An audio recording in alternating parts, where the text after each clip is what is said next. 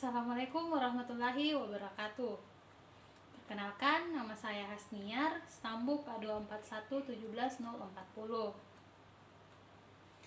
Selamat pagi anak-anak. Bagaimana kabarnya hari ini? Sudah siap untuk belajar?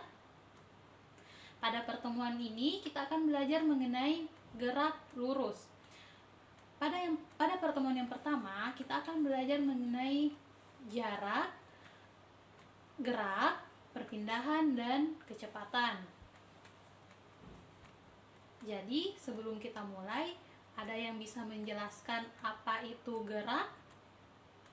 Ketika kita duduk diam di dalam sebuah mobil yang sedang melaju, apakah kita bisa dikatakan sedang bergerak? Ada yang bisa menjawab? Ya, benar. Yang bergerak adalah mobil, sedangkan kita tetap diam. Kenapa kita tetap diam? Karena gerak adalah perpindahan posisi suatu benda terhadap titik acuannya. Nah, kita tetap duduk di tempat semula, yaitu di dalam mobil. Sedangkan mobil melaju, berpindah dari posisi awal ke posisi akhir. Jadi, sudah paham apa itu gerak? Ya, saya ulang ya. Gerak itu adalah perpindahan posisi suatu benda terhadap titik acuannya. Benda dapat dikatakan bergerak ketika dia berpindah dari posisi awalnya. Apakah saya bisa dikatakan bergerak? Saya berdiri di sini dan sampai 5 menit kemudian saya tetap akan ada di sini. Apakah saya bisa dikatakan bergerak? Ya, saya tidak bergerak karena saya tetap pada posisi awal, kecuali ketika saya pindah pada posisi bergeser sejauh 1 meter atau 2 meter. Ketika saya meninggalkan posisi ini, posisi awal saya berdiri di sini, itulah yang dinamakan gerak. Selanjutnya, kita akan bahas mengenai jarak. Jarak dapat didefinisikan sebagai panjang lintasan yang dilalui suatu benda pada selang waktu tertentu. Jarak merupakan besaran skalar karena tidak memperhatikan arahnya, sedangkan perpindahan adalah perubahan posisi suatu benda pada selang waktu tertentu. Perpindahan hanya bergantung pada posisi awal dan posisi akhir. Perpindahan juga merupakan besaran vektor karena memperhatikan arahnya. Jadi, ada yang bisa menjelaskan apa perbedaan jarak dan perpindahan? Ya, jarak merupakan panjang lintasan suatu benda dan jarak merupakan besaran skalar. Sedangkan perpindahan merupakan perubahan kedudukan atau posisi suatu benda. Dan perpindahan merupakan besaran vektor karena memperhatikan arahnya. Untuk lebih pahamnya, kita ke contoh soal. Seorang anak berjalan dari arah timur sejauh 4 meter, kemudian berbelok ke arah utara sejauh 3 meter. Tentukan jarak dan perpindahannya. Jadi, ada yang bisa? Oke, jarak adalah panjang lintasan. Sedangkan tadi seorang anak berjalan ke arah utara sejauh 4 meter, kemudian berbelok ke arah utara sejauh 3 meter. Jarak dapat disimbolkan dengan S. Untuk menghitung jarak, kita perlu menjumlahkan dari panjang lintasannya. S sama dengan S1 ditambah S2. S1-nya tadi adalah 4 meter, kemudian S2-nya 3 meter. Jadi 4 ditambah 3 meter sama dengan 7 meter. Jadi jarak perpindahan anak tadi adalah 4 meter. Kemudian perpindahannya. Untuk menghitung perpindahan, karena perpindahan adalah perubahan posisi suatu benda terhadap selang waktu, jadi pada seorang anak yang berjalan ke arah utara tadi sejauh 4 meter, kemudian berbelok ke arah timur sejauh 3 meter, kita menggunakan rumus X sama dengan akar 4 kuadrat ditambah 3 kuadrat.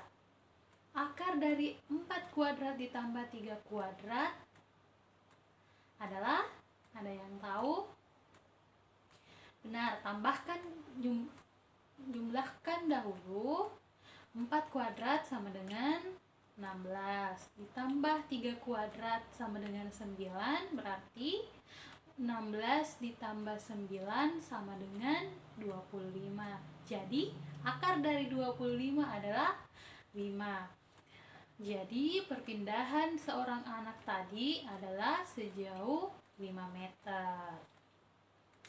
Jadi sampai sini sudah paham apa itu jarak dan perpindahan? Kalau begitu kita lanjut pada materi tentang kecepatan dan kelajuan. Ada yang tahu apa itu kecepatan dan kelajuan? Kelajuan adalah cepat lambatnya perubahan jarak terhadap waktu.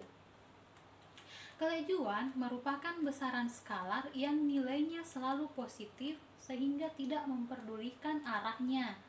Sedangkan kecepatan merupakan cepat lambatnya perubahan kedudukan suatu benda terhadap waktu. Kecepatan juga merupakan besaran vektor sehingga selalu memperhatikan arahnya. Jadi ada dua kecepatan, yaitu kecepatan sesaat dan kecepatan rata-rata. Ada yang tahu apa perbedaan dari kecepatan rata-rata dan kecepatan sesaat?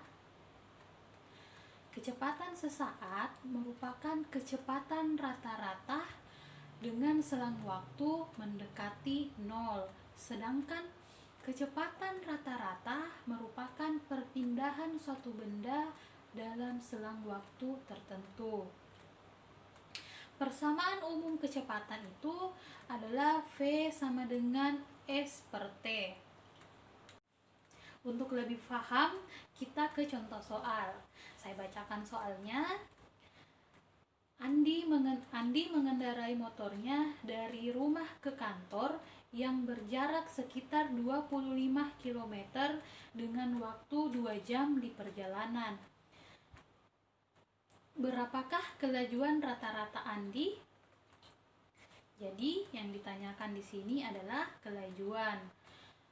Untuk menjawab, kita tulis dulu yang diketahui. Yang diketahui adalah jaraknya. Jarak Andi dari rumah ke kantor yaitu 25 km. Kemudian waktu selama di perjalanan, waktunya adalah 2 jam. Jadi untuk menghitung kelajuan rata-rata kita menggunakan rumus V sama dengan S per T. Jadi V sama dengan 25 km per 2 jam. Jadi 25 km dibagi 2 jam sama dengan 12,5 km per jam. Jangan lupa untuk menuliskan satuannya ya. Sampai sini sudah paham? Kita ke contoh soal yang selanjutnya. Saya bacakan lagi soalnya, silahkan disimak. Seorang atlet berlari menempuh jarak 5.000 meter, lalu maksudnya waktu yang dibutuhkannya adalah 50 menit. Berapakah kelajuan rata-rata atlet tersebut? Jadi kita tentukan yang diketahui tadi adalah jaraknya 5.000 meter. Kemudian waktunya adalah 50 menit. Jadi sama dengan contoh soal sebelumnya, kita menggunakan persamaan V sama dengan S per T. Jadi S-nya tadi jaraknya adalah 5000 meter, T-nya adalah 50 menit. 5000 meter per 50 menit sama dengan 100 meter per menit. Jadi kecepatan seorang atlet tadi adalah 100 meter per menit. Kita ke contoh soal yang selanjutnya. Saya bacakan lagi soalnya, silakan disimak. Teguh berlari sepanjang lintasan. Setelah berlari selama 2 sekon, kedudukan Teguh adalah 6 meter. Setelah berlari selama 10 sekon, kedudukan Teguh adalah min 6 meter.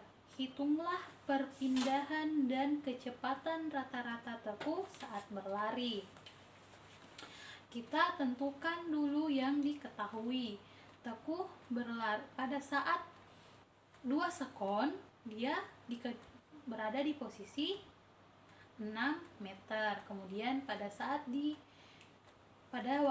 selang waktu 10 sekon, dia berada di posisi min 6 meter.